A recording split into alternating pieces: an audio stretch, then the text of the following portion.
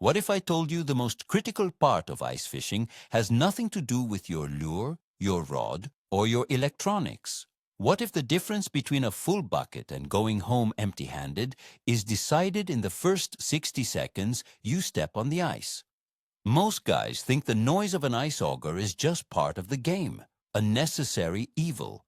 But today, I'm going to prove to you that your auger is actively working against you. It's not just a tool to cut a hole, it's a high-powered fish repellent. Send in every perch and walleye in a 50-foot radius running for cover. You're about to learn why everything you thought you knew about drilling holes is wrong, and I promise the solution is so simple, you'll be mad you didn't think of it years ago. Before we get into it, I have a question for you.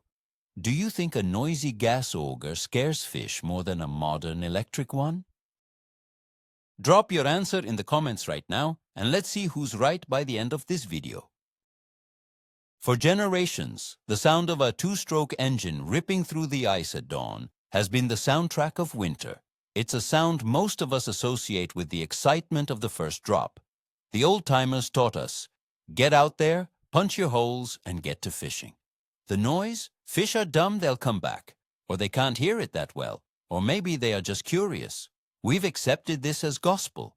We spend hundreds, even thousands, on sensitive rods, high-tech flashers, and the perfect bait. But we give zero thought to the incredible chaos we unleash before any of that gear even matters. We treat the ice like it's a solid, soundproof barrier between our world and theirs. This video is about challenging that old way of thinking. It's about understanding that the world under the ice is a world of vibration and sound, and we've been barging in like a bull in a china shop for far too long. Let's start with the absolute basics. Sound travels through water about 4.5 times faster and much, much farther than it does through air. Think about that for a second. When you're standing on the ice, the roar of your auger is deafening to you. Now imagine that sound being amplified and shot through the water at incredible speed. It's not just a noise to the fish. It's a physical event. It's a pressure wave that hits them. Imagine you're sitting in a quiet room and someone sets off a cannon right outside your window. You wouldn't just hear it, you would feel it in your chest. That's what a fish experiences, but on a much more sensitive level. We're not just making noise, we are creating a shock wave in their living room. And we do it over and over again, completely oblivious to the panic we're causing just a few feet below our boots. Now, how do fish actually hear this? It's not like they have ears like we do.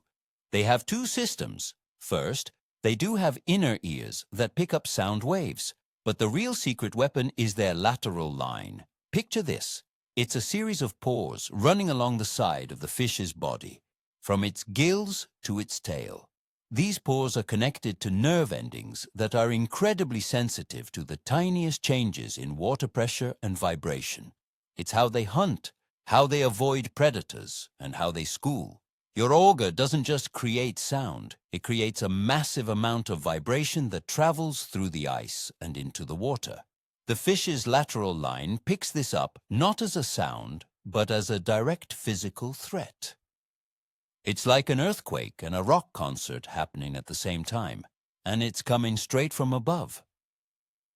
Their instinct isn't to get curious, it's to flee. Let's put this into a real-world scenario. You arrive at a promising spot you found on your map. It's a classic underwater point that should be holding walleye. You fire up your big gas auger. The engine screams. You punch the first hole and the blades grind and chatter against the ice. The whole process takes maybe 30 seconds. To a fish sitting 20 feet away, that vibration hits them almost instantly. Their lateral line screams, "Danger! Predator! Something huge is attacking from above!" They don't stick around to investigate. They bolt. The bigger, older, and wiser the fish, the faster it vacates the area. By the time you finish drilling your second or third hole, the entire spot is a ghost town. You've effectively cleared out all the fish you came to catch before your lure even gets wet. It's a self-defeating prophecy that plays out on lakes across the country every single weekend. So let's talk about the augers themselves. This is where that question I asked earlier comes into play. Is a gas auger worse than an electric one? The answer is a resounding yes, but maybe not for the reason you think. The loud, high-pitched whine of a two-stroke engine is certainly a factor. But the real fish-spooking demon is the low-frequency vibration. Gas augers, with their internal combustion engines, create a ton of chattering, rumbling, low-frequency waves.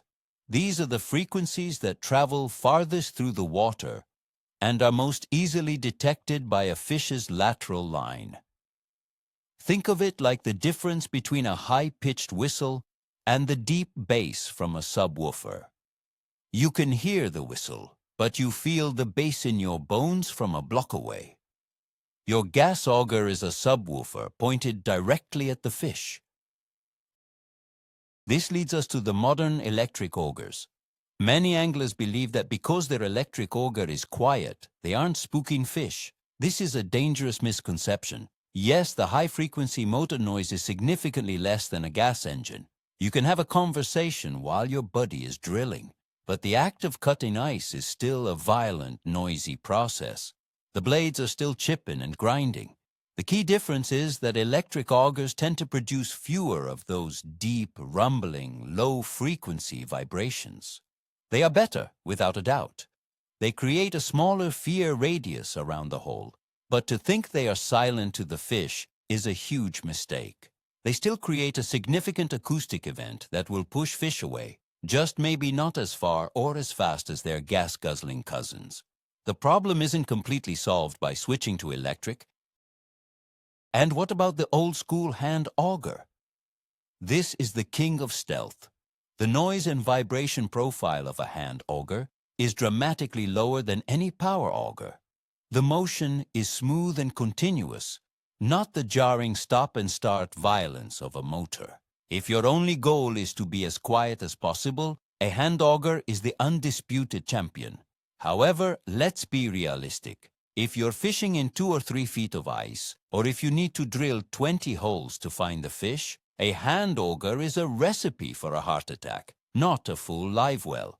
So while it's the quietest option, it's not always the most practical.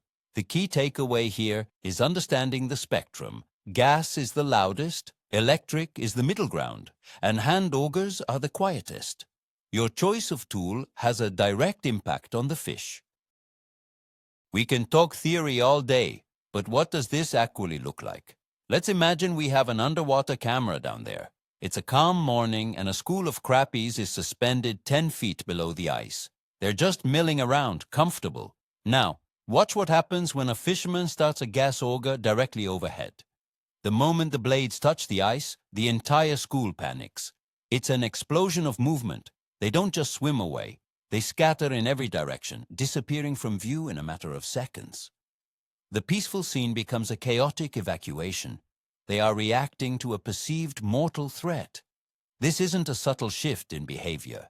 It's a full-blown panic attack, triggered by the sound and vibration you are creating on the surface. And those fish might not come back to that spot for hours, if at all that day. Now let's replay that same scene, but this time with a high-quality electric auger. The school of crappies is still there. The auger starts drilling. The reaction is different, but it's still there. Instead of a violent, instantaneous scatter, the fish become agitated. They tighten up their school, and they begin to slowly drift away from the source of the noise. It's less of a panic and more of a nervous retreat. They're clearly uncomfortable. Some of the bolder, smaller fish might hang around, but the bigger, more cautious ones are the first to leave the area. So while you haven't completely cleared the spot, you've definitely pushed the most desirable fish out of your immediate fishing zone. You're left fishing for the less cautious leftovers. This is a crucial distinction. You've downgraded the quality of your spot before you've even started. So, the first big mistake is simply choosing the wrong tool for the job. But the second, and arguably more common mistake, is how you use the tool you have. I call this the machine gun approach. You see it all the time. A guy walks out to a spot, and decides he's going to drill 10 or 15 holes in a grid pattern before he even thinks about fishing. He fires up the auger and just goes to town, one after another. Rip, stop, walk 5 feet. Rip, stop. He's trying to be efficient, but what he's actually doing is carpet bombing the entire area with sound and vibration. He is systematically training every fish in the vicinity that this spot is the most dangerous place on the lake. It's far better to drill 1 or 2 holes, be quiet, and fish them. If you don't get a bite, then move a good distance away and drill another 1 or 2. Stop treating hole drilling like a chore to be finished all at once. Another huge drilling sin is feathering the throttle. You hear it all the time, especially with guys who are new to power augers. They're nervous, so they pulse the trigger. The auger revs up, bogs down, revs up, bogs down. This stop and start action is absolute torture for the fish below. A steady, consistent sound is something fish might eventually get used to. But a sudden jarring change in sound and vibration re-triggers their panic response over and over. A constant, smooth pressure on the auger, letting the blades do the work at a steady speed, is far less intrusive. Think of it like this. A steady hum in the background is annoying, but you can tune it out. A smoke alarm that chirps randomly every 30 seconds will drive you insane. Don't be the chirping smoke alarm. Be the steady hum. The condition of your auger blades also plays a massive role that most people ignore. Dull blades don't cut the ice, they grind and smash their way through it. This creates a tremendous amount of extra vibration and chattering. It's the difference between a sharp knife slicing through a tomato and a dull one crushing it. You can hear it and feel it on the surface when your blades are dull. The auger shakes more, it takes longer to cut, and it makes a horrible grinding noise. Now amplify that. Sharp blades are not a luxury, they are a necessity for stealthy ice fishing. They cut cleanly and quickly, minimizing the time and the amount of vibration you're introducing into the water. If you haven't sharpened or replaced your blades since you bought the auger, you are doing yourself and your fishing a huge disservice. It's one of the cheapest and most effective upgrades you can make. Here's a mental image I want you to have. Picture a cone of terror that radiates down from your auger. With a big, loud gas auger and dull blades, that cone might be 100 feet wide at the bottom of a 20-foot deep lake. Any fish inside that cone is gone. With a good electric auger and sharp blades, that cone might only be 30 or 40 feet wide. Your goal is to make that cone of terror as small as humanly possible. Every choice you make, the type of auger, the sharpness of the blades, the way you drill, either shrinks or expands that cone. Your job as a stealthy angler is to minimize your footprint. You want to slip in, cut a small, clean hole, and get your bait down to fish that don't even know you're there. That is the ultimate goal. This brings us to the first practical solution, what I call the drill and walk strategy. Instead of drilling your hole exactly where you plan to fish, drill it 10 to 15 feet away. Once the hole is drilled, quietly walk over to your intended fishing spot and use a flasher to fish through the ice and snow before you even clean out the hole. You can read the bottom and look for fish without creating any more disturbance. If you see fish, then you can quietly scoop the slush out of the nearby hole and drop your line. If you don't see anything, you haven't disturbed your primary spot. You can then move another 20 or 30 feet and repeat the process. This separates the violent act of drilling from the delicate act of fishing. It's a simple change in workflow, but it makes a world of difference. You are no longer fishing in the epicenter of the earthquake you just created. The second solution is about timing. If you are fishing with a group, have one person drill all the necessary holes for everyone at the very beginning. Get the noise over with at one time. Then, there should be a period of at least 20 to 30 minutes of complete silence before anyone starts fishing. This allows the area to cool down. It gives the fish that were spooked to the edges of the cone of terror a chance to relax and filter back in. It's amazing what you'll see on a flasher if you just wait. The screen might be blank for the first 15 minutes, and then, slowly, you'll start to see marks appear as the curious or less spooked fish return. If you drill and drop immediately, you're fishing in a barren wasteland. Patience after the drill is a virtue that few ice anglers practice, but it pays huge dividends. Let's refine the machine gun approach. If you absolutely must drill multiple holes to cover a structure, there is a right way and a wrong way to do it. The wrong way is to drill them in a tight grid. The right way is to think like a hunter. Start by drilling your holes on the outermost edge of the area you want to fish. Work from the outside in. This pushes any fish that might be on the periphery towards the center of your fishing zone rather than scattering them out into the void. If you start drilling in the middle, you've just blown up your best spot first. By working from the outside in, you are essentially herding the fish, albeit accidentally, into the areas you plan to fish later. It's a subtle but powerful strategic shift. Another factor to consider is the ice itself. Thick, clear, black ice transmits sound and vibration incredibly well. It's like a giant speaker diaphragm. On days like this, you need to be extra cautious. However, if there is a thick layer of slush or snow on top of the ice, this can act as a natural sound dampener. It absorbs some of the high-frequency noise and vibration from your auger and your boots. Snow cover is your friend. It allows you to get away with a little more noise. On days with bare black ice, every step you take, every piece of gear you drop, sends vibrations down to the fish. On these days, a hand auger becomes a much more attractive option, especially if you're fishing in shallow water for spooky species like panfish or trout. Let's talk about shallow water, because this is where everything we've discussed is magnified by a factor of 10. If you are fishing in 6 feet of water, the fish are literally right under your feet.